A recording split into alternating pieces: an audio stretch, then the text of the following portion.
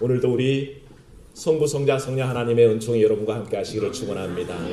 어제는 우리가 바사회를 오랫동안 준비해서 참으로 기도하면서 준비했기에 하나님께서 모든 것을 풍족하게 주신 줄로 믿습니다. 얼마나 좋은 날씨를 주셨는지 일주일 내내 비를 뿌리셔가지고 공기를 깨끗하게 정화하셔서 어제는 그렇게 화창한 날을 드물게 봤습니다. 정말 화창한 날씨 가운데 그러니까 또 사람들이 오랜만에 맞는 그 화창한 날에 얼마나 몰려 나오겠습니까? 그래서 다들 참 오랫동안 힘겹게 애써서 주의 영광 드러낸 줄로 믿습니다. 잠시 그 수고한 분들 위해서 다 같이 박수로 격려해주시면 누가 수고하신 분들인지 혹시 모르시나요? 딱 보시면 이 눈 밑에 약간 검은 빛이 있는 분들이 어제 수고하신 분들입니다. 하지만 가만히 보면 얼굴들이 더 밝아요. 성령께서 능력 주신 줄로 압니다. 그래서 더 힘이 나는 줄로 믿습니다. 사실 육신으로 얘기하면 아마 지금 오늘 안 나온 분들 많을 거예요. 제가 볼 때 저 연세에 저렇게 4시간을 서서 부침개를 부쳤으니 오늘은 안 나오는 게 당연할 거야 싶은데 성령께서 인도하셔서 오신 줄로 믿습니다. 우리 힘이 그렇습니다. 우리 인생의 힘이 무슨 힘이 있습니까? 성령께서 도와주셔야 우리가 새 힘을 얻는 줄로 믿습니다. 여러분들 아는 새 중에 제가 두 새를 소개할 텐데 새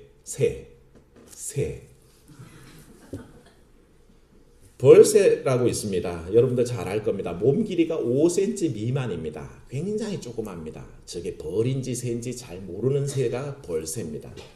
그런데 이 새는 얼마나 날개짓을 요란하게 하는지 사람 눈에는 보이지 않습니다.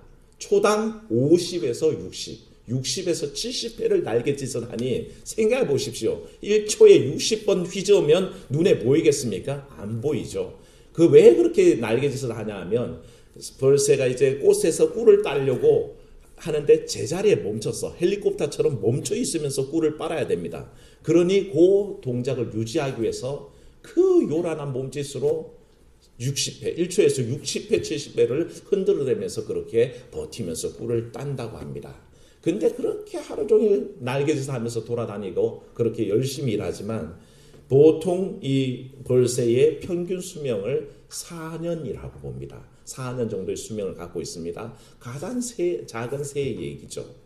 근데 지구상에서 가장 큰 새들 중에 하나인 알바트로스라는 새가 있습니다. 이 새는 굉장히 놀랍습니다. 몸 길이가 90cm인데 날개를 펴면 3.5m까지 이르는 거대한 새입니다. 바다새죠. 근데 이 새가 유명한 이유는 가장 높이 날고 가장 멀리 날고 가장 오래 난다는 것입니다. 얼마나 오래 나냐 하면 위성으로 한번 추적해 봤던데 어떤 알바트로스는 2달 안에 지구를 1주 안 됩니다. 한 바퀴를 도는데 거의 퍼덕이지도 않은 채 날개를 가만히 두고 6일 동안 비행을 하는 새랍니다. 생각해 보십시오. 새가 날개짓을 하지 않고 6일 동안 난다 하니 얼마나 놀랍습니까?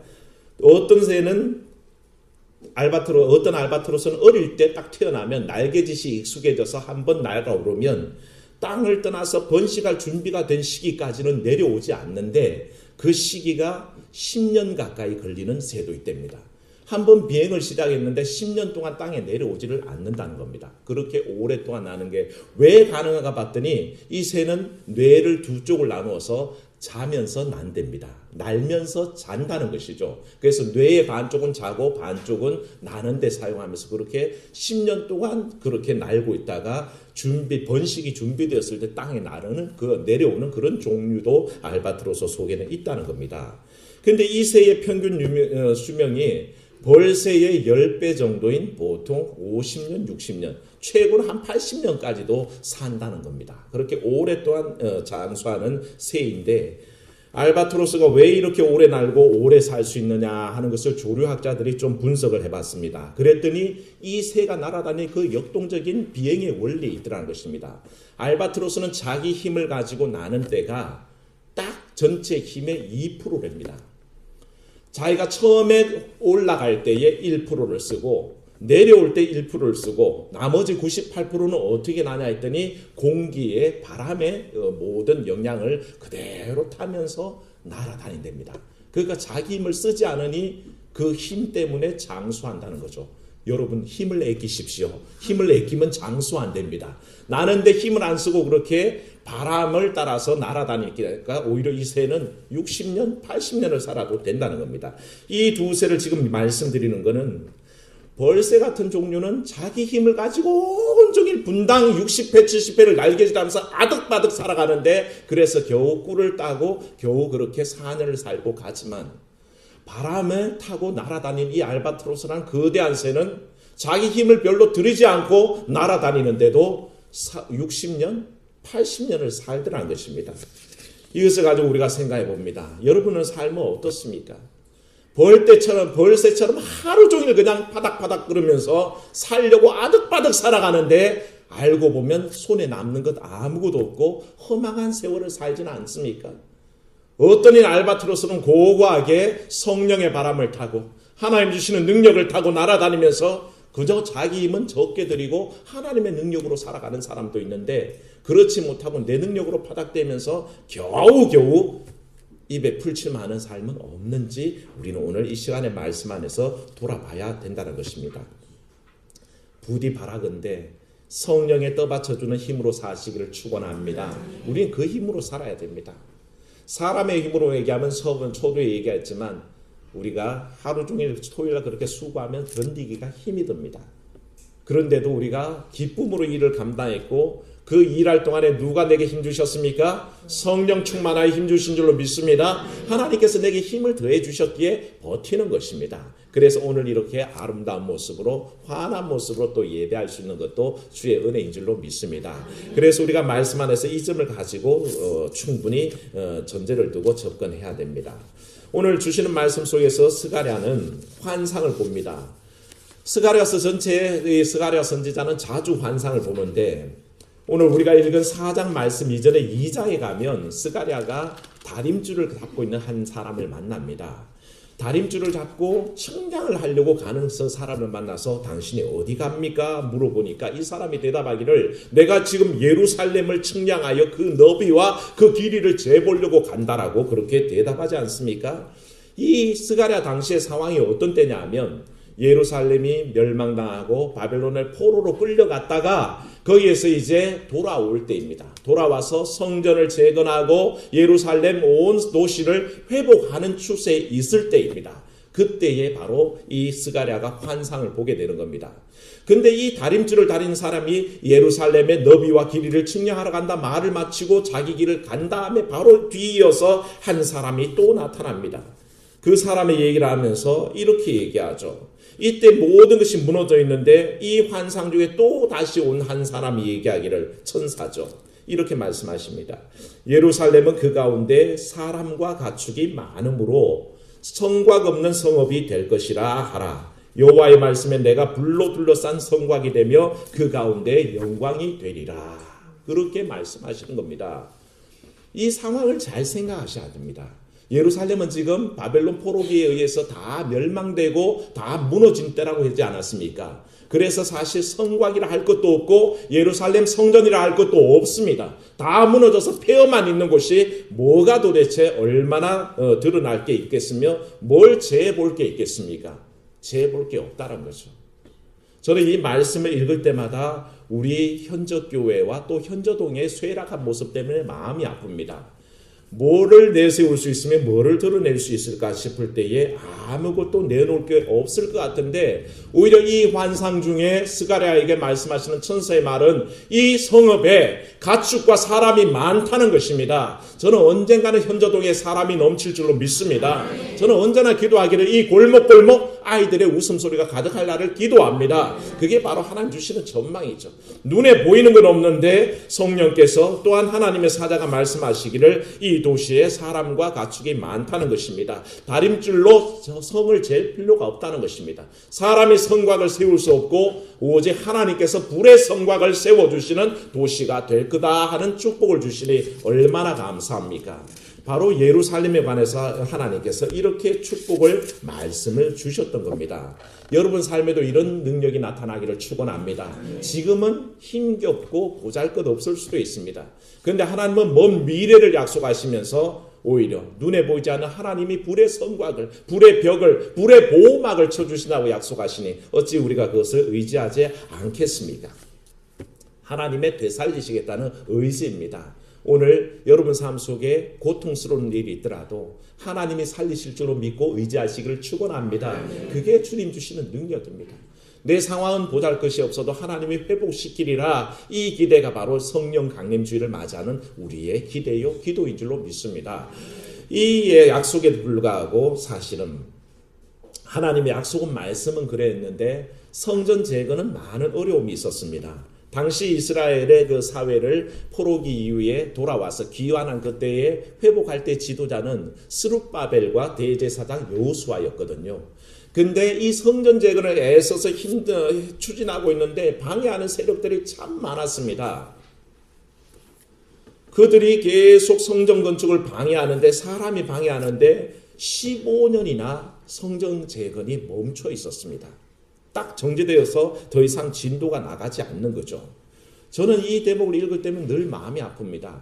제가 알기로 우리 현적교회는 성전 건축을 위해서 저 무궁화 동산을 온 교우들이 땅 밟기를 하고 돌았고 기도하면서 제비를 뽑아서 저 땅이 당첨돼서 성전 건축하리라 그렇게 기도했던 땅이라고 제가 들었습니다. 그런데 그게 벌써 20년의 훌쩍 지나가는 세월이 그저 흘러왔습니다.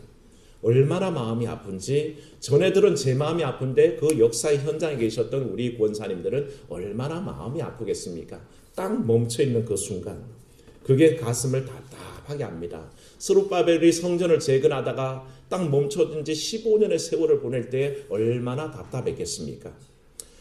온갖 힘을 다했죠. 스룹바벨은 바벨론으로부터 바사 제국의 권세를 힘입어서 와서 성전 제국에 힘쓰고 있었거든요.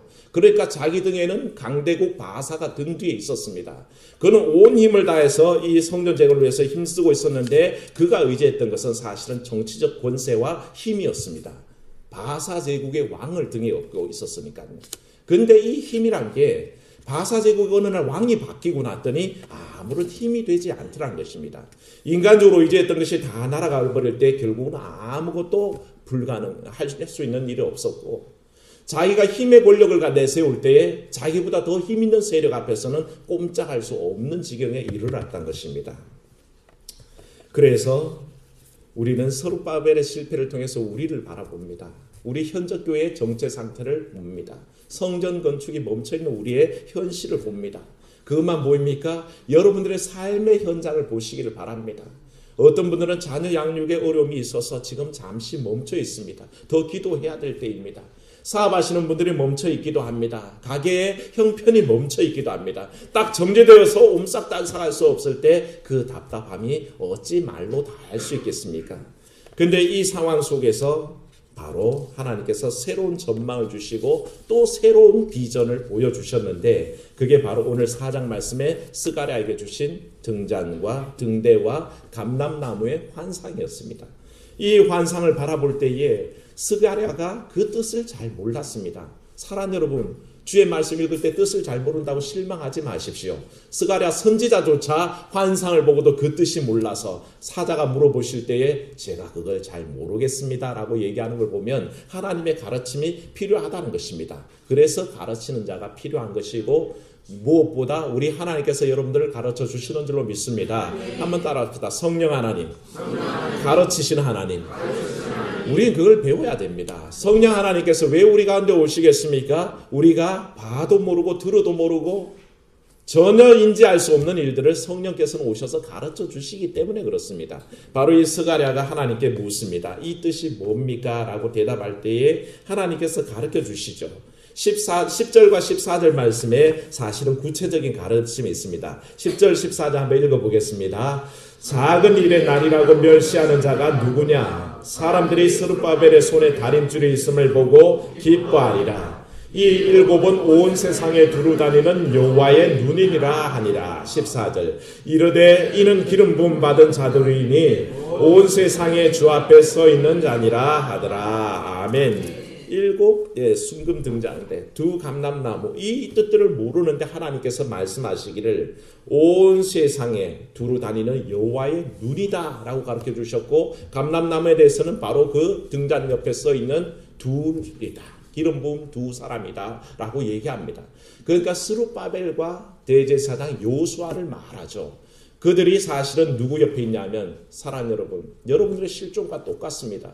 스룹바벨과 대제사장 여호수아의 삶의 자리는 하나님 곁인 줄로 믿습니다. 동시에 여러분들의 삶의 자리가 어디입니까? 능력의 하나님 옆인 것을 믿으시기를 축원합니다. 우리가 바로 하나님 옆에 있습니다. 그것도 어떤 하나님은요, 온 세상을 두루다니면서 감찰하시는 눈을 가진 하나님 옆에 있다는 것입니다. 감찰하시는 눈이 있으시니 나를 보십니까? 안 보십니까? 나를 보고 계십니다. 내 형편을 꿰뚫고 계십니다. 아십니다. 그 하나님께서 나를 바라보시고 내 곁에, 그 곁에 있도록 해주셨으니 사랑하는 여러분, 그 하나님의 능력 받으시기를 축원합니다. 성령 강림절의 의미가 거기 있습니다. 나를 도와주시리가 옆에 계신데 그 능력을 모른다면 우리는 허망한 신앙생활을 하는 겁니다. 나를 지금 당장 도와주실 분이 옆에 계신데 내가 도움을 청하지 않는다면 어리석은 사람입니다. 그분은 충분히 힘이 있고 충분히 상황을 바꾸실 능력이 있기에 오늘 우리는 그분 앞에 서게 되는 것입니다. 그 하나님께서 오늘 가르쳐 주시기를 6절에 언급된 대로 이렇게 말씀합니다. 한번 따라합시다. 이는 힘으로 되지 않고 능력으로 되지 않고 오직 여호와의 영으로 되느니라. 믿으십니까? 예, 제가 그대로 읽지 않고 뜻만 말씀드렸습니다. 이 일들은 힘으로도 되지 않습니다. 능력으로도 되지도 않습니다. 여호와의 영으로만 되게 되어 있습니다. 여러분 가정이 어렵습니까? 내 힘으로 될 것 같습니까? 내 능력으로 고칠 수 있을 것 같습니까? 천만에요. 주의 영을 의지하시기를 축원합니다. 내 상황을 바꿀 수 있는 분은 하나님의 영밖에 없습니다. 스룹바벨에게 그걸 깨닫게 해주신 겁니다. 스룹바벨이 자기의 정치적인, 자기 등에 업고 있는 바사적의 권세를 힘입었지만 그게 구체적인 도움이 되지 않더라는 것입니다. 그걸 의지하고 그 힘과 능력 앞에 서 있을 때는 아무것도 할 수 없어서 15년을 멈춰 있었으나 하나님께서 가르쳐 주십니다. 힘도 되지 않는다. 능력도 되지 않는다. 오직 여호와의 영만 되니 여호와의 능력만 의지하라. 이 믿음이 여러분 속에도 있기를 축원합니다. 바로 이 고백이 우리 가운데 있어야 하는 것입니다. 이 환상을 볼 때에 이 스가랴의 상황이 어떻습니까? 1절 말씀 보시면 내게 말하던 천사가 다시 와서 나를 깨우니 그랬습니다. 마치 자는 사람이 잠에서 깨어난 것 같더라 그랬습니다. 사실 주의 말씀이 임하기 전까지의 사람들의 상황은 잠자는 것과 똑같습니다. 성령이 없는 삶은 사실은 잠자는 것과 똑같습니다. 여러분 급하게 한밤중에 자다가 일어나면 정신이 있습니까? 없습니까? 자다가 불이야! 그러면 돈 가방은 놔두고 벽에 들고 튀어나오는 게 우리 인생이라고 그랬습니다. 정신이 없다는 얘기죠. 자다가 우리 박경중 원사님 불이야! 그럼 뭘 들고 튀어나오시겠습니까? 돈 가방. 저는 뭘 들고 나올까요? 성경책. 고맙습니다. 그렇게 믿어주시니 감사합니다. 사람은 정신이 없습니다. 자는 중에 뭔 경황이 있겠습니까? 제일 중요한 건 아마 내팽개치고 전 성경책을 안 들고 나오고 화장실 휴지를 들고 나올지도 모르는 겁니다. 그게 잠들어 있기 때문에 그렇습니다. 잠이 깨지 않았기 때문에 그렇습니다. 인생이 하나님의 역사 속에 거하지 않을 때는 늘 자는 상태와 똑같습니다. 성령께서 오셔서 깨워주셨습니다. 천사가 와서서 나를 깨우십니다. 그런데 나는 일어났는데 마치 잠자는 자와 똑같다는 것입니다. 내가 인생을 살아가고 있는데 우리의 실존은 뭐냐? 잠자는 자와 똑같습니다. 몽롱합니다. 어떻게 해야 될지 잘 모르겠습니다. 길이 어딘지도 모르겠습니다. 뭐가 중요한지도 모르겠습니다. 그런데 하나님의 사자가 우리를 깨워주시는 줄로 믿습니다. 그 성령의 깨우심을 맛보시기를 축원합니다. 성령이 나를 정신 번쩍 들게 하시고 내가 지금 뭘 해야 되는지도 알게 하시고 내 성령 감동 주셔서 뜨겁게도 하시고 내 이성을 차갑게도 하시고 그래서 논리적으로 이성적으로 정확하게 상황 파악도 하게 해주신다는 것이죠. 그 성령의 능력을 어찌 우리가 의지하지 않겠습니까? 그때에 그 성령을 의지할 때에 스룹바벨이 도저히 감당할 수 없어서 15년을 멈춰 있었는데 하나님의 말씀 뭐라 그럽니까? 7절 말씀 읽습니다. 시작. 큰 산아 내가 무엇이냐? 내가 스룹바벨 앞에서 평지가 되리라. 그가 머릿돌을 내놓을 때에 무리가 외치기를 은총이 그에게 있을지어다 하리라 하셨고 아멘. 큰 산이 막혀 있었습니다. 스룹바벨이 지금 성전 재건을 하려고 그럴 때 어려움이 있었습니다. 도비아가 가로막고 스발랏이 가로막았습니다. 온 무리들이 자기를 반대하고 가로막고 넘어갈 수가 없었습니다. 그런데 하나님께서 주신 지혜가 뭡니까? 힘도 안 된다, 능력도 안 된다. 오직 뭐만요? 오직 여호와의 영만 가능하다. 이 말씀을 들었을 때, 하나님을 의지할 때 산이 뭐가 되어버립니까? 평지가 되는 역사가 일어날 줄로 믿습니다. 여러분 앞에 막아서 있는 것 때문에 겁내지 마십시오. 두려워하지 마십시오. 하나님의 영을 의지할 때 그것들은 다 평지처럼 평평하게 닦여버리는 존재들인 겁니다. 내 자녀의 어려움 때문에 힘겨워하지 마십시오. 하나님의 영을 의지하면 하나님께서 해결하실 줄로 믿습니다. 그걸 의지하고 나가는 겁니다.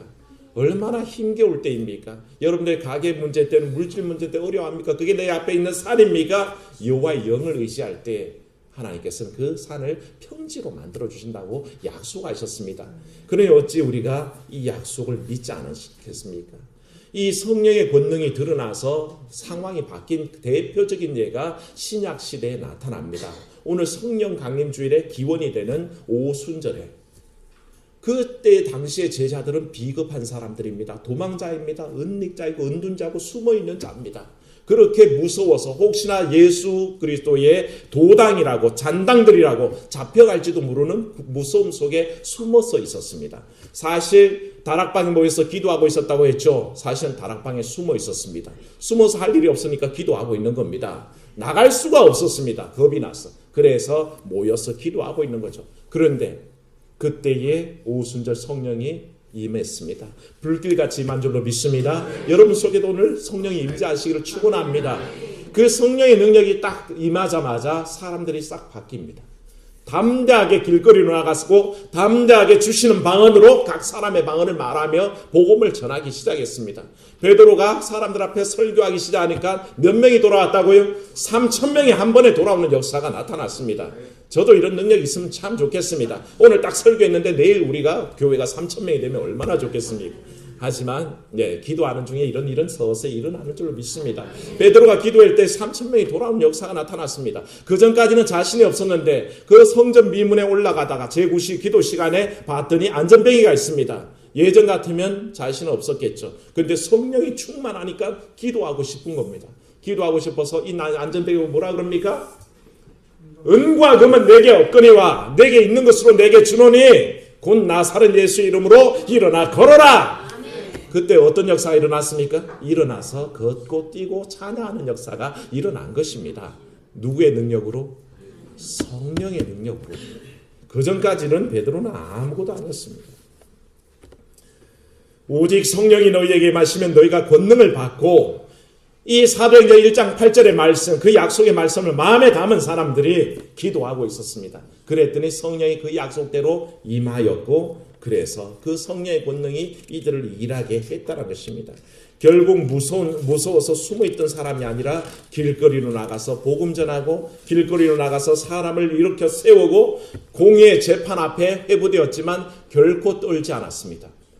사람들이, 공회의원들이 얼마나 똑똑한 사람들입니까? 얼마나 많이 배운 사람들입니까? 그들이 베드로를 공격합니다. 너희가 왜 무슨 권세로 그 이름으로 전하느냐? 베드로가 그들이 생각하기를 무식한 사람이라고 알고 있었습니다. 그들이 나중에 얘기하지 않습니까? 그들이 무학한 줄 알았는데 그들의 말하는 걸 보고 놀랐다고 그랬지 않습니까? 베드로가 정확히 얘기합니다. 내가 하나님을 하나님 앞에 하나님을 바르게 할 것이냐, 사람을 좋게 할 것이냐, 내가 하나님 좋게 할 것이냐, 사람 좋게 할 거냐, 이 단순 명료한 그 명제 앞에서 사람들이 항복할 수밖에 없었다는 겁니다. 믿음의 사람들이 누굴 좋게 해야 됩니까? 하나님을 좋게 해야 되죠. 사람 때문에 두려워할 이유가 없었습니다. 그 담대함이 베드로에게 나타났었고, 그 능력을 받아도 걱정하지 않았고, 스데반 같은 사람은 어땠습니까? 성령이 충만해지자 순교조차도 겁내지 않았던 겁니다. 결국 성령의 권능을 힘입어서 복음 전하는 일이 초대교회 예사로 일어났던 것이 오직 사람의 힘도 되지 않습니다. 능력도 되지 않습니다. 오직 여호와의 영이 임재하여 성령이 임재하여 일어난 사건인 줄로 믿습니다. 그런 역사를 오늘도 기대하십시오. 내 속에 그런 역사가 있기를 기대하십시오. 그래야 우리는 성령 강림 주일에 성령의 권능을 힘입어서 살 수 있습니다. 자기 힘만 의지하고 자기 능력 의지하여서 말도 안 되는 작은 날개로 파닥거리며 1초에 60번 젓고 살겠습니까? 아니면 60일 동안 날개짓 한번 하지도 않는데 지구를 한 바퀴를 돌겠습니까? 여러분들이 선택할 수 있습니다. 하나님의 그 성령의 바람을 타고 훨훨 날아오르시는 여러분 되시기를 주의 이름으로 축원합니다. 은혜로우신 아버지 하나님, 우리의 삶의 모습을 돌아봅니다. 하나님의 그 성령의 바람을 힘입어 살지 않고 내 능력대로 내 힘대로 살려고 이 작은 손 바둥바둥거리며 살고 이 작은 발이 닳도록 달려다니는 우리들입니다. 하나님, 하지만 성령의 그 바람 탈 때에 우리가 아버지 하나 훨훨 날듯이 살 수 있음을 고백합니다. 오늘 성령 강림줄의 이 비밀을 깨달아 알게 하시고 이 비결 속에 우리의 삶을 결단하게 도와주시옵소서. 지금까지 헛되게 내 노력으로 할 수 있다고 이 작은 손짓이 벌렸다면 아버지 이 손 자중하게 놔두시고 참으로 아버지 이 발 닳도록 뛰기만 하면 된다고 생각했던 이 발 가만히 놔두게 하시고 이제 성령을 의지하게 도와주시옵소서. 내 속에 살아 역사하시며 참으로 아버지 나의 작은 능력을 극대화시켜 주시는 그 능력 붙잡고 나아가는 우리의 삶과 우리의 가정과 우리의 교회 되게 하여 주시옵소서. 그래야 아버지 하나님 힘도 능력도 되지 않을 때에 오직 여호와의 영이 우리를 인도하셔서 하나님의 영이 인도하셔서 성령이 인도하셔서 승리하는 삶을 오늘도 고백해낼 수 있도록 축복하여 주시옵소서. 주 예수님 이름으로 기도하옵나이다. 아멘.